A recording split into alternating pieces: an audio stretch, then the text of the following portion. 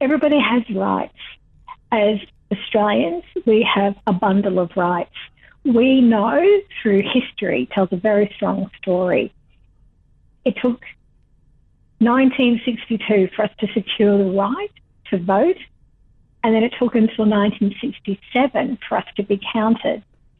Here we are in 2021 at a critical time where we are trying to push ever so much closer to the Uluru Statement from the Heart, the ability for us to have voice, treaty, truth.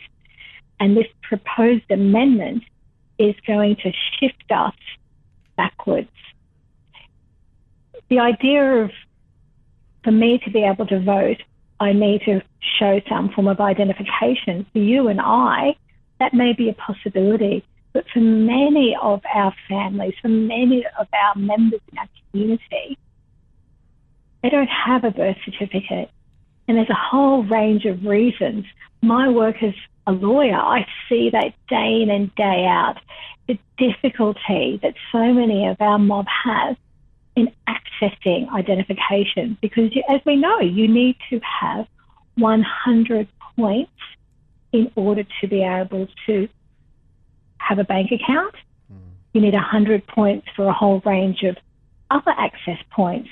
And if you don't have a Medicare card, if you don't have a bank account, if you don't have your birth certificate, you can't even start that process. And so this proposed bill, it just has such an overreaching negative impact for Aboriginal and Torres Strait Islander people.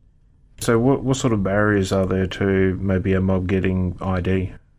Yeah, look, there's a whole range of barriers, but in my experience as a lawyer working with our families, there is a distrust of government institutions.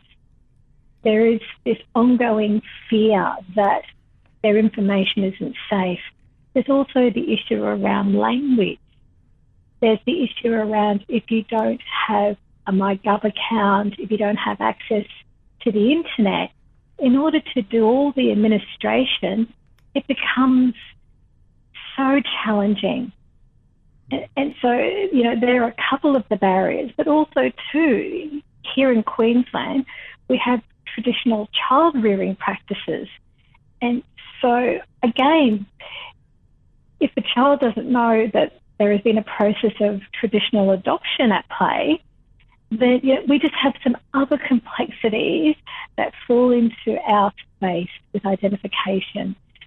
And then this new requirement in the bill that you must have ID in order to vote, you know, it's an absolute no. It is just a very burdensome approach that has no real evidence to support this proposed